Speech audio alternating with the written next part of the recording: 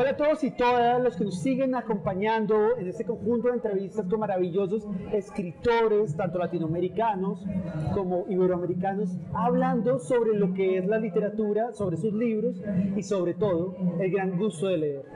Hola William, ¿cómo estás? Qué gusto de tenerte hoy acá en nuestro panel de lectores.com. Muchas gracias por invitarme.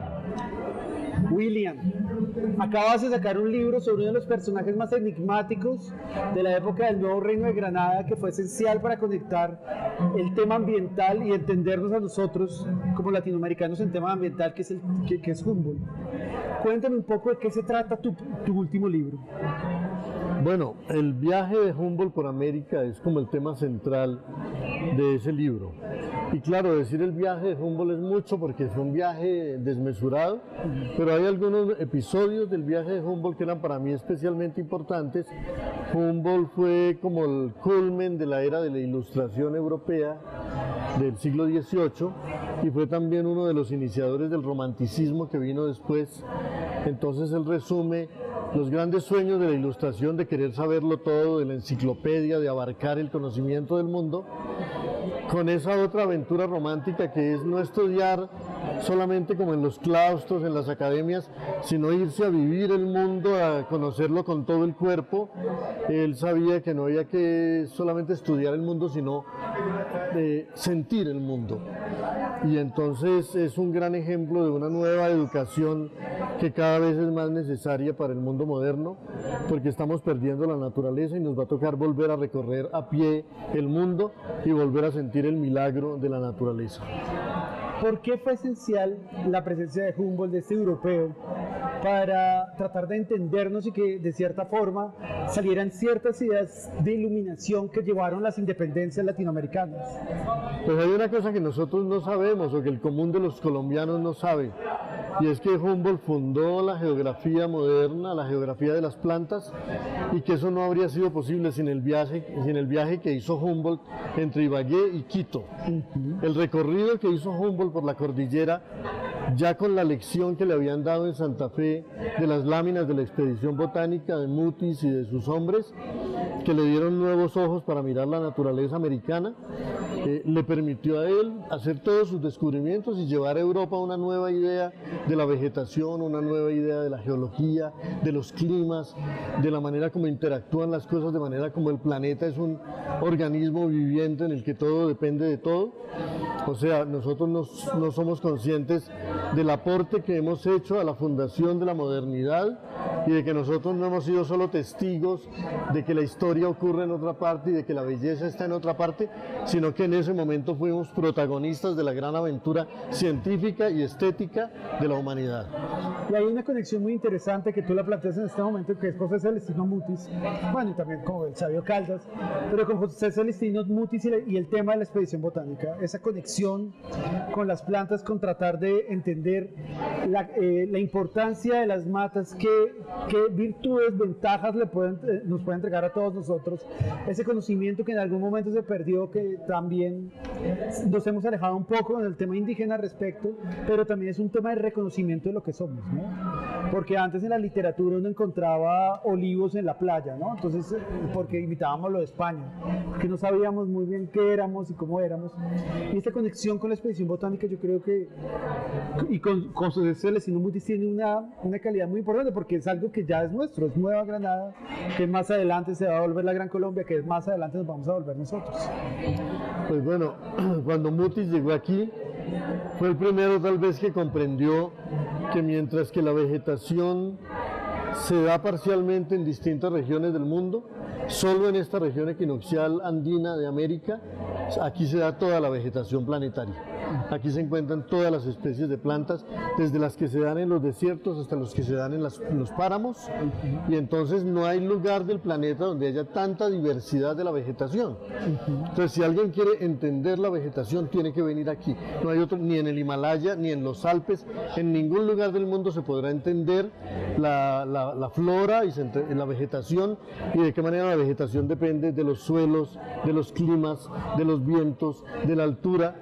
Entonces, cuando Humboldt llegó, no podía creer que ya los americanos y Mutis, que era español pero que se había vuelto americano también, habían estado haciendo todo ese trabajo que él venía buscando, que llevaban 30 años escribiendo buscando la naturaleza americana, que Mutis estaba haciendo unas láminas o dirigiendo una colección a un grupo de pintores que estaban haciendo la mejor colección de láminas de vegetación. 6.000 láminas llegaron a ser extraordinarias. Entonces, cuando él vio todo eso, ya recibió como la ilustración suficiente para ver lo que había en las montañas americanas y pudo hacer entonces sus descubrimientos. De manera que la conexión entre Humboldt y la expedición botánica de José Celestino Mutis y de todos esos artistas y científicos que trabajaron con él fue enorme, y es una lástima que las láminas estén en España, porque cuando llegó Morillo y comenzó la Reconquista, embaló las láminas porque supo de su valor y las envió en cajas de madera a España, y después cometió el pecado de fusilar a los hombres que las habían hecho.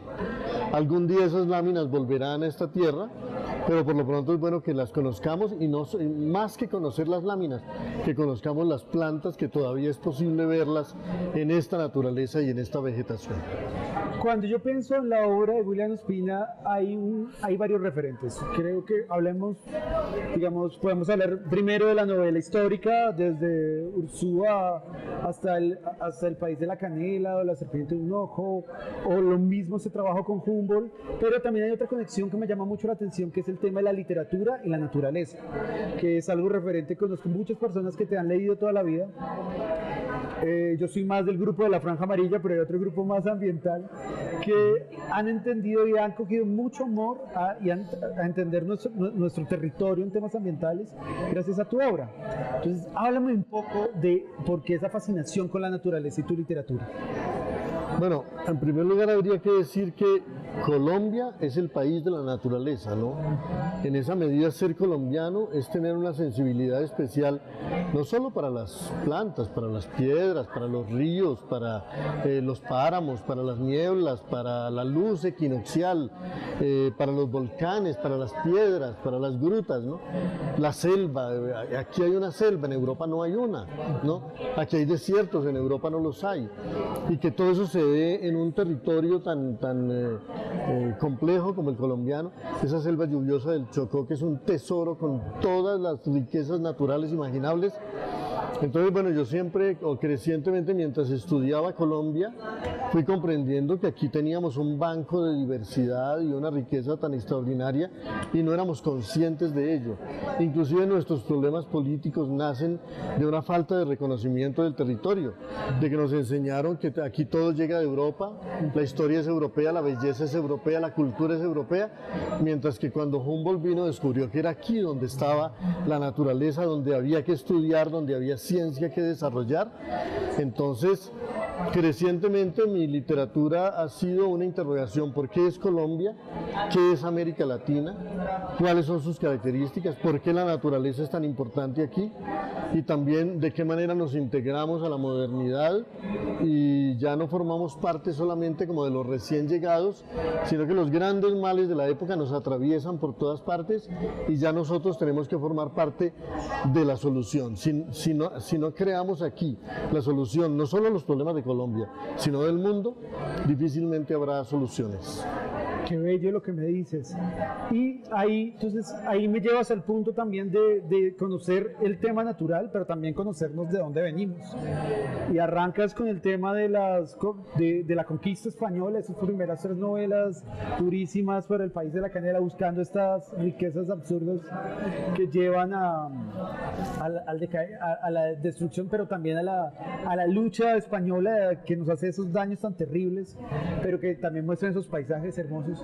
Y ahora nos llevas a Humboldt, a otra visión y a otra forma de ver europea y vernos a nosotros mismos. Otro personaje distinto que nos ve con otros ojos. Yo diría que hablar de Humboldt hoy, y sobre todo este libro que yo he escrito sobre Humboldt, es menos para hablar del pasado que para hablar del futuro.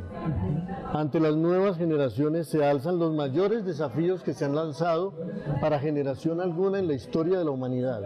Nunca el mundo estuvo en peligro como lo está ahora, nunca la naturaleza estuvo amenazada, nunca la continuidad de la vida estuvo tan amenazada y simultáneamente nunca había habido una estrategia tan exitosa por apartarnos del mundo, por encerrarnos en unas pantallitas lejos de todo, aislados de la naturaleza, de su destino, siendo como testigos irrelevantes de la destrucción del planeta. Entonces el desafío es enorme y yo siento que solo el ejemplo de alguien como Humboldt, que se pudo haber quedado estudiando en una universidad, gastándose su fortuna en Europa, y prefirió medírsele aquí a escalar los volcanes, a viajar por los ríos, a remontar el río Magdalena entre los Caimanes, a viajar por el Orinoco, a meterse en la selva. ¿Por qué? Porque él sabía que ahí es donde estaba la posibilidad de encontrar respuestas para el mundo y para el futuro. Humboldt entonces yo no lo veo como un vestigio del pasado, sino como un ejemplo de lo que tenemos que convertirnos los seres humanos si queremos salvar el mundo, en caminantes, porque aquí el único que viaja de verdad es el que viaja a pie, el que viaja en avión no viaja. Entonces al final lo que tenemos es que encontrarnos en nuevas formas de ilustración. Y tenemos además el escenario más privilegiado para hacer esa aventura de reencuentro con la naturaleza. William, muchísimas gracias por acompañarnos aquí en el stand de lectores y muchísimas gracias a todos ustedes.